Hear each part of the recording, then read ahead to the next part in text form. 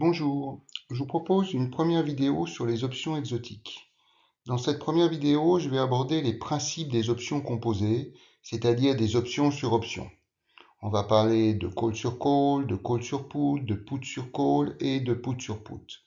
Dans une deuxième vidéo, j'aborderai la pratique du pricing d'un call sur Excel. Pour aborder ces options exotiques, je vais suivre un plan en 7 parties. Premièrement, je vais parler de la notion de loi bivariée. J'ai besoin de parler de loi bivariée parce que les formules de pricing des options composées utilisent la fonction de répartition de la loi normale bivariée. Et c'est la raison pour laquelle le deuxièmement sera consacré à la loi normale bivariée. J'en profiterai pour généraliser les formules relatives à la loi normale bivariée à l'hypothèse dans laquelle on a non plus deux variables normales, mais n variables normales. Et dans ce cas, on parle de loi normale multivariée. Je reviendrai ensuite, dans un quatrièmement, sur la loi normale bivariée pour bien montrer qu'il s'agit d'un cas particulier de la loi normale multivariée. Cinquièmement, je fournirai un rappel essentiel sur le call plain vanilla, c'est-à-dire sur le call classique, qui est aussi connu par un financier que le goût de la vanille est connu par les enfants. Et capitalisant, si je puis dire, sur le rappel que j'aurais fait sur le call plain vanilla, j'expliquerai la logique du pricing d'un call sur call dans un sixièmement. Et la septième et dernière partie sera consacrée à la présentation des formules de pricing des 4 options composées que j'ai déjà citées. Alors commençons par la loi bivariée. Comme je l'ai dit, on utilise une loi normale bivariée pour valoriser une option sur option. Mais avant de parler de loi bivariée, je voudrais faire un petit rappel sur les lois univariées. Je voudrais rappeler que la probabilité qu'une variable aléatoire grand X soit inférieure à un nombre réel petit x, c'est l'image de petit x par la fonction de répartition de grand X qui s'exprime à partir d'une intégrale généralisée de moins l'infini à x de petit f indice x de t dt, f indice x étant la densité de probabilité de la variable aléatoire grand X. Alors si maintenant on veut parler de loi bivariée, eh bien je voudrais commencer par dire que on va s'intéresser à la probabilité que grand X soit inférieur à petit x et que grand Y soit inférieur à petit y. Alors, le et s'écrit mathématiquement inter, mais on peut également mettre tout simplement une virgule entre les deux événements, grand X inférieur à petit x et grand Y inférieur à petit y. Pour faire ce calcul, il convient de déterminer l'intégrale double de moins l'infini à x et de moins l'infini à y de petit f indice xy de t et de u dt du. T et u étant bien sûr des variables muettes, c'est-à-dire des lettres que l'on ne retrouvera pas dans le résultat final. Et j'en profite pour préciser au passage que f indice xy, c'est la densité de probabilité du couple xy. Alors, pour info, on peut déterminer les densités des lois marginales, c'est-à-dire d'abord la densité de la loi de x. Pour cela, il suffit d'intégrer de moins l'infini à plus infini la densité de probabilité du couple xy par rapport à y. Et corrélativement, pour avoir la loi marginale de y au travers de sa densité, eh bien, on calcule l'intégrale généralisée de moins l'infini à plus l'infini de la densité de probabilité du couple xy et on intègre cette fois-ci par rapport à x. Alors, on va pas mal parler de coefficients de corrélation linéaire. Alors, que l'on ait des variables discrètes ou des variables à densité, le coefficient de corrélation linéaire qu'on a tendance à noter ρ, c'est le rapport entre d'une part la covariance de xy et d'autre part le produit des écarts types, respectivement de x et de y. À propos du dénominateur, je rappelle la définition de la covariance, c'est l'espérance de x moins x bar fois y moins y bar, où x bar et y bar sont respectivement l'espérance mathématique de x et l'espérance mathématique de y. Alors dans l'expression E de x moins x bar, y moins y bar sur sigma x, sigma y, les seules variables aléatoires sont x et y. Je veux dire que x bar, y bar et surtout sigma x et sigma y sont, du point de vue du calcul des probabilités, ce qu'on appelle des opérateurs des probabilités, ce sont des constantes. Et donc, nous pouvons faire rentrer sigma x et sigma y dans l'espérance. Et si nous voulons avoir une expression un petit peu symétrique, on va dire que le coefficient de corrélation linéaire, c'est l'espérance de x moins x bar sur sigma x que multiplie y moins y bar sur sigma y.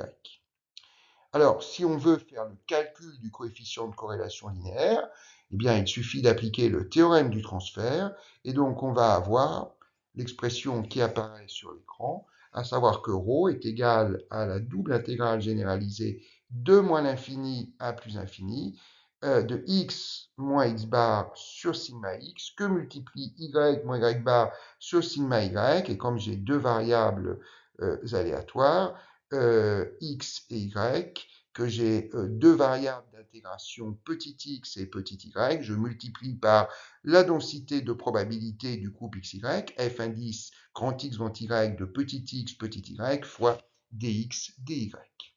Alors, passons maintenant à la loi normale bivariée. Alors, on considère deux variables aléatoires qu'on note à ce stade x et y, qui suivent toutes les deux une loi normale. X suit une loi normale de paramètres mx, m étant son espérance mathématique ou sa moyenne, et sigma x étant son écart type. Y suit une loi normale de paramètres my et sigma y. Eh bien, je rappelle ce que j'ai dit précédemment. La probabilité que grand X soit inférieur à X et que grand Y soit inférieur à petit y, c'est l'image du couple XY par la fonction de répartition qui se détermine en calculant l'intégrale double de moins l'infini à X et de moins l'infini à Y, de f indice grand X, grand Y de t et de u, dt, du, et désormais, cette fonction de répartition, pour la loi normale bivariée, nous allons la noter grand N indice 2 de x, y et ρ, où f indice grand X, grand Y de petit x, petit y, la densité du couple XY, c'est l'expression qui apparaît sur votre écran, à savoir 1 sur 2pi sigma x racine de 1 moins ρ2, que multiplie l'exponentielle de moins 1 sur 2 fois 1 moins ρ2, le tout que multiplie x moins mx sur sigma x au carré, moins 2ρ x moins mx sur sigma x, y moins my sur sigma y, plus y moins my sur sigma y au carré. Alors, face à une telle expression, je voudrais faire plusieurs remarques. La première, c'est que si l'on dispose de la fonction de répartition, lorsque l'on veut la densité d'un couple, il faut dériver par rapport à x et par rapport à y, d'où le delta carré de f de xy sur delta x, delta y. Maintenant, je voudrais faire remarquer que si ρ est égal à 0, la densité du couple xy va s'exprimer finalement plus simplement. Si je regarde l'expression qui est au-dessus pour la densité du couple xy, si je remplace ρ par 0, la racine carrée qui est au dénominateur disparaît, puisqu'on se retrouve avec 1 moins 0 au carré, ce qui fait racine de 1, ce qui fait naturellement 1, donc c'est plus la peine de l'écrire. Donc on se retrouve avec le coefficient devant l'exponentielle qui devient de 1 sur 2pi sigma x, sigma y. Ensuite, au niveau de l'exponentielle, le terme 1 moins ρ2 va être égal, encore une fois, à 1 moins 0 au carré, ça fait 1. Donc on n'a plus que moins 1 demi, facteur de ce qu'il y a dans le crochet, et au niveau du crochet, le deuxième terme, moins 2 ρ x moins mx sur sigma x, y, moins my sur sigma y, disparaît puisque ρ est égal à 0. Donc finalement, on se retrouve dans l'exponentielle avec seulement moins 1 demi de x moins mx sur sigma x au carré, plus y moins my sur sigma y au carré. Maintenant, on peut utiliser une propriété tout à fait banale de l'exponentielle. L'exponentielle de a plus b, c'est exponentielle de a fois exponentielle de b. Et par ailleurs, pour reconnaître une expression intéressante, on va dire que l'on a 1 sur racine de 2pi sigma x que multiplie exponentielle de moins 1,5 x moins mx au carré sur sigma x, que multiplie 1 sur racine de 2pi sigma y, que multiplie ce qui reste, c'est-à-dire exponentielle de moins 1 demi y moins my sur sigma y au carré, et on reconnaît le produit de la densité de x par la densité de y. Donc la conclusion de ce que je viens de montrer, c'est que si le coefficient de corrélation linéaire est égal à 0, la densité du couple est égale au produit des densités. Alors, généralisons à la loi multivariée. Donc cette fois-ci, nous avons un n-play de variables normales, x1, x2, xn. x1, c'est une loi normale de paramètre m1 sigma 1, x2, c'est une loi normale de paramètre m2 sigma 2, etc. xn, c'est une loi normale de paramètre mn sigma n. Eh bien, pour aller plus loin, je vais définir deux matrices. Je vais définir d'abord une matrice grand X qui va être égale à la transposée de la matrice uniligne x1, x2, xn. Et bien évidemment, la transposée d'une matrice uniligne, c'est une matrice unicolonne où on va retrouver x1, x2, xn. Puis je définis une deuxième matrice, grand M, qui va être la transposée de petit m1, petit m2, petit mn, qui forme une matrice uniligne, et donc sa transposée, c'est la matrice unicolonne m1, m2, mn. Si je veux calculer x moins m, je vais avoir une matrice, encore une fois, unicolonne, avec n lignes, première ligne x1 moins m1, deuxième ligne x2 moins m2, dernière ligne xn moins mn. Alors, on va appeler grand S la matrice des variances et covariances. Et quand je vais revenir dans le quatrièmement sur la loi normale bivariée, je vais écrire cette matrice des variances et covariances.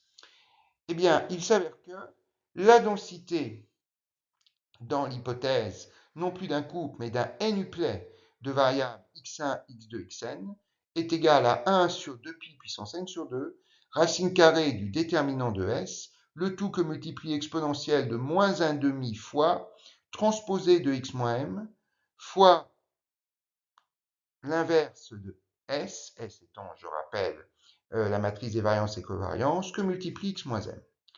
Alors, je voudrais faire remarquer que ce qui est dans l'exponentielle, c'est bien un nombre réel. En effet, si je m'intéresse à l'expression t, x moins m, s moins 1, x moins m, la transposée de x moins m, je rappelle que x moins m, c'est une matrice à n lignes et une colonne. Donc, sa transposée sera une matrice à une ligne et n colonnes. La matrice des variances et covariances, c'est une matrice à n lignes et n colonnes. Et enfin, la matrice x moins m, j'y ai fait référence il y a quelques instants, vous la voyez en haut à droite, c'est une matrice à n lignes et une colonne. Alors, du coup, le produit que je fais, si je commence en bleu par multiplier une matrice AN par une matrice NN, c'est une matrice AN, que multiplie donc la matrice N1 en noir, et si l'on multiplie une matrice AN par une matrice N1, ça nous donne une matrice 1,1. Et une matrice 1,1, c'est une matrice où il n'y a qu'un seul nombre, donc c'est un nombre réel. Si n est égal à 1, eh bien, la matrice des variances et covariances va être égale à la seule covariance que l'on ait, c'est-à-dire la covariance entre la variable et elle-même, c'est-à-dire sa variance, c'est-à-dire sigma 1 carré, c'est-à-dire le nombre réel, sigma 1 carré. Par conséquent, son inverse, ce sera l'inverse de sigma 1 carré.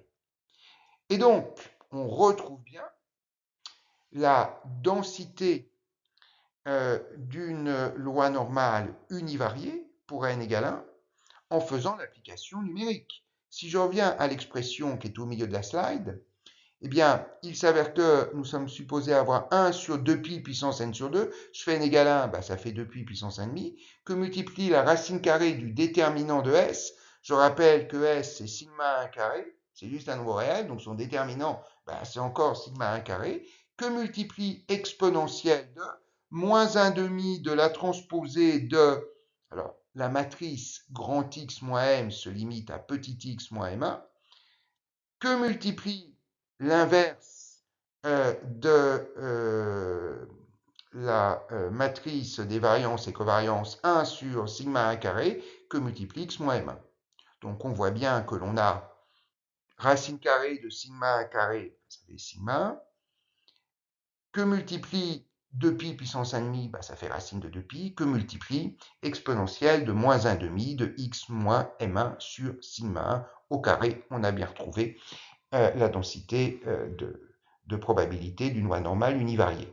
Alors cette vérification que j'ai faite pour n égale 1, je vais la faire pour n égale 2 pour qu'on se familiarise bien avec les expressions mathématiques qui tournent autour de la loi normale bivariée. D'où le quatrièmement retour sur la loi normale bivariée. Donc désormais, on revient sur un couple, on a deux variables x1, x2, x1 qui suit une loi normale de paramètre m1 sigma 1 et x2 qui suit une loi normale de paramètre m2 sigma 2. On va avoir à traiter d'une matrice grand X qui sera la transposée de la matrice uniligne x1, x2 et une matrice grand M qui sera la transposée de la matrice uniligne, encore une fois, petit m1, petit m2. On note grand S, comme je l'ai fait précédemment, la matrice des variances et covariances. Et je rappelle ce que nous avons dit pour la loi normale multivariée. Nous avons une densité qui est égale à 1 sur 2pi puissance n sur 2, racine de déterminant de S que multiplie exponentielle de moins 1,5 transposée de x moins m fois s moins 1 fois x moins m. Alors, on fait n égale 2. Alors, avant de retrouver la densité, je vais exprimer la matrice des variances et covariances. Donc je rappelle qu'une matrice des variances et covariances, c'est une matrice où nous avons toutes les covariances possibles, y compris les covariances des variables avec elles-mêmes. Et la covariance d'une variable avec elle-même, la covariance de x1 avec x1, c'est la variance, c'est-à-dire sigma 1 carré, que l'on voit en haut à gauche.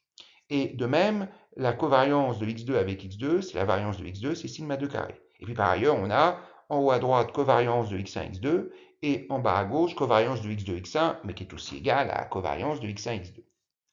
Alors, évidemment, puisque nous l'avons vu précédemment, le coefficient de corrélation linéaire, c'est covariance sur produit des écarts types, par un banal produit en croix, la covariance, c'est le coefficient de corrélation linéaire que multiplie le produit des écarts types. Donc à la place de covariance x1, x2, je peux écrire coefficient de corrélation linéaire ρ fois sigma 1, sigma 2. Maintenant, si je veux l'inverse de cette matrice des variances et covariances, je voudrais commencer par rappeler que si nous avons une matrice ABCD, où AD moins BC est différent de 0, son inverse est égal à 1 sur AD moins BC, ou 1 sur le déterminant de la matrice, c'est la même chose, que multiplie DA sur la diagonale. Ça veut dire qu'on a inversé les rôles, ou les positions plutôt, de A et de D, et on change les signes de B et de C. Et on a ce que vous voyez à l'écran. Alors si maintenant j'applique numériquement cette formule à la matrice grand S des variances et covariances, lorsque l'on fait AD moins BC, on va se retrouver pour AD avec sigma 1 carré fois sigma 2 carré, et pour moins BC, on va se retrouver avec ρ sigma 1 sigma 2 fois ρ sigma 1 sigma 2, c'est-à-dire ρ carré sigma carré 1 sigma carré 2. Le tout que multiplie la matrice, où l'on inverse les positions de A et de D, d'où le sigma 2 carré en haut à gauche et le sigma 1 carré en bas à droite, et on change les signes des deux termes qui sont de part et d'autre de la diagonale, qui deviennent donc tous les deux moins ρ sigma 1, sigma 2. Alors, si maintenant je veux calculer, je rappelle le nombre réel, t transposé de x moins m fois s moins 1 fois x moins m, eh bien, je commence par écrire la transposée de x moins m. Je rappelle que x moins m, c'est une matrice unicolonne à n lignes, dans l'hypothèse où n égale 2 à 2 lignes. Donc la transposée, c'est une matrice uniligne à 2 colonnes, avec x1 moins m1 et x2 moins m2 comme éléments. S-1, on vient de l'écrire juste au-dessus. Hein, c'est 1 sur sigma 1 carré, sigma 2 carré, moins ρ2 sigma 1 carré, sigma 2 carré, que multiplie la matrice avec sigma 2 carré et sigma 1 carré sur la diagonale, et de part et d'autre de la diagonale, moins ρ sigma 1 sigma 2. Et cet ensemble doit encore être multiplié par x moins m, qui, je le rappelle, est x1 moins m1 sur la première ligne et x2 moins m2 sur la deuxième ligne. Si je commence par multiplier les termes en bleu, on va se retrouver en mettant en premier la constante 1 sur sigma 1 carré, sigma 2 carré, moins ρ2, sigma 1 carré, sigma 2 carré.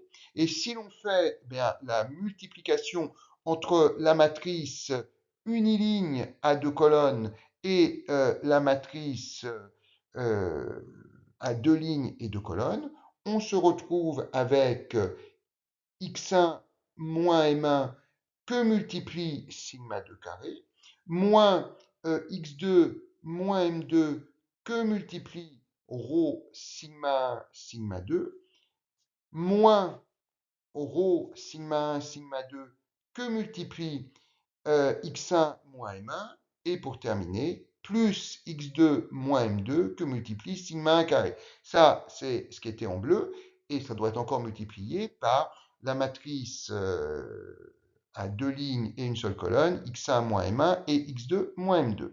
Ce que je fais à la ligne suivante, évidemment, on garde le premier terme. Alors, on peut en profiter pour factoriser. Je l'avais d'ailleurs fait à la ligne de dessus, mais je ne l'ai pas lu. On peut effectivement factoriser par sigma 1 carré, sigma 2 carré. Évidemment, ça revient à multiplier ensuite par 1 moins ρ2. Et donc, si l'on fait maintenant le calcul matriciel qui consiste à multiplier la matrice uniligne à deux colonnes par la matrice unicolonne à deux lignes, on va trouver le nombre réel, x1 moins m1 sigma 2 carré que multiplie x1 moins m1, d'où le x1 moins m1 au carré. Ensuite, nous avons x2, enfin moins x2 moins m2 ρ sigma 1 sigma 2 fois x2 moins m2. Et puis ensuite, nous avons encore moins ρ sigma 1 sigma 2 x1 moins m1 x2 moins m2. Donc nous pouvons dire que nous avons moins deux fois x2 moins m2 fois x1 moins m1 fois ρ sigma 1 sigma 2. Et puis le dernier terme, on voit bien que c'est x2 moins m2 sigma 1 carré fois x2 moins m2, c'est-à-dire x2 moins m2 au carré fois sigma 1 au carré. Et donc, si on arrange un petit peu tout ça, on peut dire que nous avons d'abord le terme en facteur 1 moins ρ2. Alors, où sont passés les sigma 1 carré fois sigma 2 carré? Eh bien, on va les faire rentrer dans la grande parenthèse. Nous savons qu'au sein de cette grande parenthèse, nous avons x1 moins m1 au carré, que multiplie sigma 2 carré. Donc, si on divise par sigma 1 carré et sigma 2 carré, les sigma 2 carré se simplifient. Il ne reste plus que sigma 1 carré que je fais rentrer dans le carré qui va donc comprendre x1 moins m1 sur sigma 1. Ensuite, nous avons moins 2 x2 moins m2 x1 moins m1 fois ρ sigma 1 sigma 2 que je dois diviser par sigma 1 carré sigma 2 carré. Donc, évidemment, on peut simplifier par sigma 1 et sigma 2 et ne garder que sigma 1 et sigma 2 au dénominateur. Et par souci de symétrie des écritures, je vais écrire x1 moins m1 sur sigma 1 fois x2 moins m2 sur sigma 2. Et puis, dernier artifice de calcul, nous avons à la fin plus x2 moins m2 au carré, sigma 1 carré sur sigma 1 carré, sigma 2 carré. Les sigma 1 carré se simplifient. Il ne reste plus que sigma 2 carré que je fais rentrer dans un grand carré qui comprend x2 moins m2 sur sigma 2. Du coup, l'expression de la densité du couple x1, x2 va être égale à 1 sur 2pi puissance n égale 2, 2 sur 2, racine carrée du déterminant, mais au fait, le déterminant, c'est le terme qui est au dénominateur lorsqu'on calcule S-1. On a dit que c'était 1 sur AD moins BC, qu'AD moins BC, c'était le déterminant. Et nous avons vu que le dénominateur en question, c'était sigma 1 carré, sigma 2 carré, moins rho 2, sigma 1 carré, sigma 2 carré. Le tout que multiplie l'exponentielle de moins 1 demi fois le terme qui est juste au-dessus, c'est-à-dire 1 sur 1 moins rho 2 que multiplie x1 moins m1 sur sigma 1 au carré, moins 2 rho x1 moins m1 sur sigma 1, x2 moins m2 sur sigma 2, plus x2 moins m2 sur sigma 2 au carré. Et donc, en procédant comme je l'ai déjà fait précédemment par factorisation, alors, j'oublie de dire que 2pi puissance 2 sur 2, ça fait évidemment 2pi. Nous nous retrouvons à l'intérieur de la racine carrée avec sigma 1 carré, sigma 2 carré fois 1 moins rho 2. Racine carrée de sigma 1 carré, sigma 2 carré, ça fait sigma 1, sigma 2 que je sors donc de la racine carrée. Et l'exponentielle par laquelle ce terme est multiplié est inchangé et l'on reconnaît la densité de la loi normale bivariée qui avait été annoncée dans la deuxième slide. Alors, pour pouvoir avancer sur les options composées, je dois faire un rappel sur la valorisation d'un call classique, d'un call plain vanilla. Je voudrais rappeler que lorsque l'on veut démontrer, ce que je ne vais pas faire ici, la formule de Black-Scholes, soit l'on passe par la méthode classique présentée dans l'article fondamental de 1973 de Black-Scholes, qui consiste à résoudre une équation différentielle en reconnaissant l'équation de la chaleur, soit on peut dire que la prime d'un call, et c'est en fait là une généralisation de la méthode de Cox-Ross et Rubinstein, c'est la valeur actualisée de l'espérance de valeur intrinsèque à l'échéance. Et la valeur intrinsèque à l'échéance, c'est le max entre 0 et ce que sera le cours du sous-jacent à l'échéance moins le prix d'exercice. Alors, si l'on regarde le petit graphique qui est en haut à droite de la slide, aujourd'hui, on est à la date t égale 0, l'échéance est à la date grand T, et la durée restant jusqu'à l'échéance, entre 0 et grand T, c'est ce que l'on note habituellement taux. Je fais l'hypothèse que à la date d'échéance grand T, le cours du sous-jacent est égal à S indice T. Voilà, cours spot du sous-jacent à l'échéance.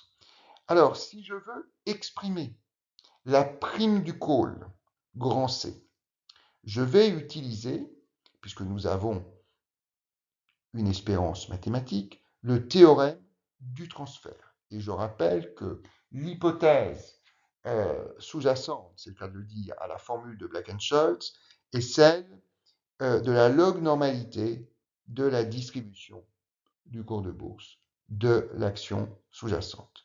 Et donc, on va utiliser une fonction densité qui doit être la densité de probabilité de la loi log normale. Par conséquent, en appliquant ce théorème du transfert, la prime du call, c'est exponentielle de moins R taux que multiplie l'intégrale généralisée de moins l'infini à plus l'infini de max de S-E et 0 fois f de S ds. Je ne mets plus l'indice T pour alléger les notations.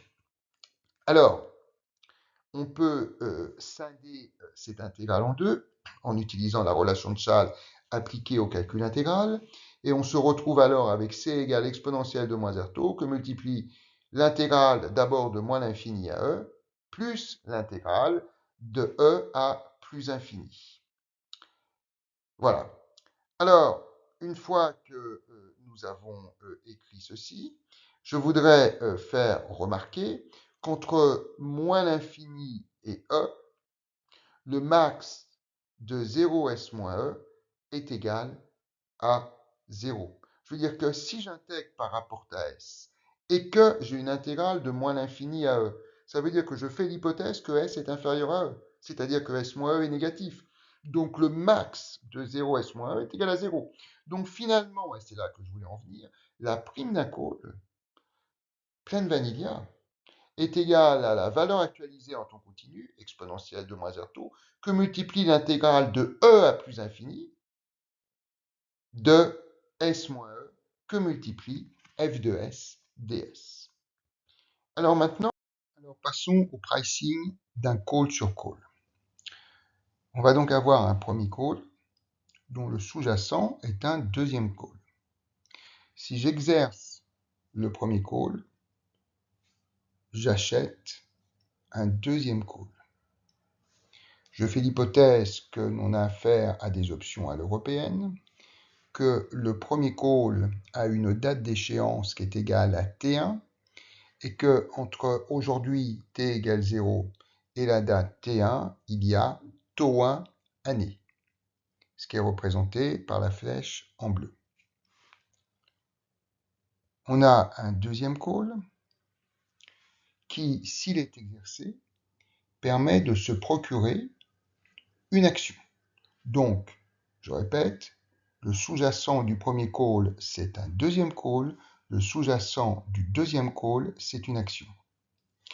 On va faire l'hypothèse que, aujourd'hui, à la date t égale 0, le cours de l'action sous-jacente au deuxième call est égal à V, et quand T1, c'est-à-dire à la date d'échéance du premier call, le cours du sous-jacent du deuxième call, le cours de l'action sera égal à V indice T1.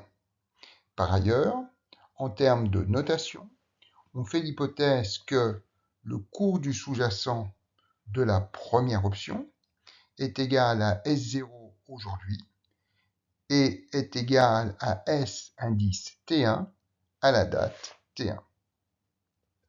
Alors, on va noter F de V indice T1 sachant V, la densité qui correspond à la distribution conditionnelle du cours de l'action sous-jacente au deuxième call en T égale T1, c'est-à-dire à la date d'échéance du premier call, étant donné que, comme je l'ai dit il y a quelques instants, le cours de l'action sous-jacente au deuxième call est V en T égale 0.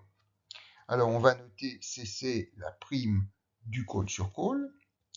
Alors, je rappelle, comme on l'a vu dans la slide précédente, que la prime d'un call, c'est la valeur actualisée en taux continu de l'espérance de valeur intrinsèque à l'échéance.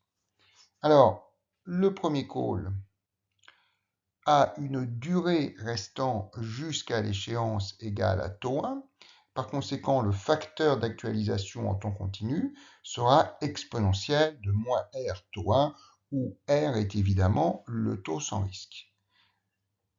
Ce coefficient d'actualisation doit donc être multiplié par l'espérance de valeur intrinsèque à l'échéance, et à l'échéance, la valeur intrinsèque est égale à max de 0 et la différence entre le cours du sous-jacent au premier call, S indice T1, moins le prix d'exercice E1. Alors, on vient de voir lors de la slide précédente que l'espérance du max peut s'écrire sous la forme d'une intégrale uniquement de E1 à plus infini, parce que de moins l'infini à E1, on a un max qui est égal à 0, donc une intégrale nulle. Donc, je reprends, le col sur col vaut exponentielle de moins R taux 1, facteur d'actualisation, que multiplie l'intégrale de E1 à plus infini de S indice T1 moins E1, que multiplie F de S indice T1 ds indice T1. Alors, on peut développer ce qui est dans l'intégrale et scinder ça en 2. Et donc, on va se retrouver avec le col sur col, la prime du col sur col, qui est égale toujours à l'exponentielle de moins R taux 1, que multiplie l'intégrale de E1 à plus infini de ST1, que multiplie F de ST1 dST1, moins l'intégrale de E1 à plus infini de E1, qu'on aurait pu sortir de l'intégrale d'ailleurs, F de ST1 dST1. Mais je voudrais souligner que le S indice T1 que j'ai écrit en rouge, c'est le cours du sous-jacent de la première option à la date T1. Mais le sous-jacent de la première option, c'est la deuxième option. Par conséquent, S indice T1, c'est la prime de la deuxième option à la date T1. Alors, si je veux écrire la valeur de la prime de cette option à la date T1, c'est-à-dire la prime du deuxième call, je peux appliquer la formule de Black-Scholes, c'est-à-dire prendre le cours du sous-jacent, qui est V, fois phi de D1, moins le prix d'exercice de ce deuxième call, E2, que multiplie exponentielle de moins R, que multiplie, lorsqu'on est à la date T1, la durée restant jusqu'à l'échéance T2, qui est donc égale à taux 2 moins taux 1, que multiplie phi de D2. Alors, on va multiplier tout ça par la densité conditionnelle, f de V indice T1 sachant V, donc on intègre finalement par rapport à V, donc on va écrire dV, moins la deuxième intégrale ne change pas, intégrale de E1 plus infini, de E1 f de V1, V indice T1 sachant V, dV. Alors, on peut développer la première intégrale et puis sortir le E1 de la deuxième. Par conséquent, on va avoir une prime du call sur call qui va être égale toujours au coefficient ou facteur d'actualisation exponentielle de moins R taux 1 que multiplie donc d'abord l'intégrale de E1 à plus infini de V phi de D1 F de V indice T1 sachant V dV moins alors, je peux sortir de l'intégrale le E2 et le exponentiel de moins R, taux 2 moins taux 1. Donc, je vais multiplier ce terme par l'intégrale de E1 à plus infini, qui ne comporte finalement plus que phi de D2, f de V de T1 sachant V, dV. Et puis, je vais enfin sortir le E1 de la dernière intégrale, qui va donc être multiplié par l'intégrale donc de E1 à plus infini de f de V de T1, sachant V dV. Alors, je ne vais pas aller jusqu'au calcul final de toutes ces intégrales, mais je voudrais souligner que les deux premières intégrales correspondent en réalité à des intégrales doubles, puisque nous avons déjà une intégrale à chaque fois qui apparaît, et à l'intérieur de chacune de ces intégrales, nous avons soit pour la première phi de D1, l'image de D1 par la fonction de répartition de la loi normale centrée réduite, donc c'est une intégrale, et nous avons pour la deuxième intégrale, à l'intérieur de cette intégrale, phi de D2, qui est également une fonction de répartition, donc une intégrale. Donc on voit bien que la prime d'un call sur call va utiliser une intégrale double. Et si l'on va directement au résultat, eh bien, on va obtenir ce que l'on va voir dans la slide suivante. Alors, allons directement à la formule obtenue par Jeski.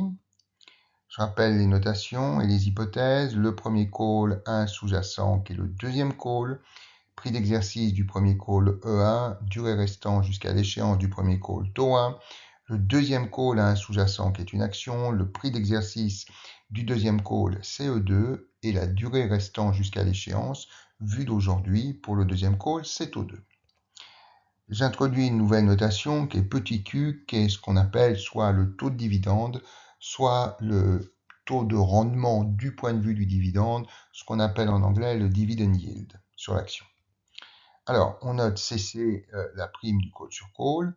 Eh bien, le résultat est le suivant. CC est égal à S0 exponentielle de moins Q fois taux 2 que multiplie l'image par la fonction de répartition de la loi normale bivariée de A1 B1 racine de taux 1 sur taux 2 moins E2 exponentielle de moins R taux 2 que multiplie l'image, encore une fois, par la fonction de répartition de la loi normale bivariée de A2 B2 racine de taux 1 sur taux 2 moins E1 que multiplie exponentielle de moins R taux 1 que multiplie l'image de A2 par la fonction de répartition de la loi normale centrée réduite.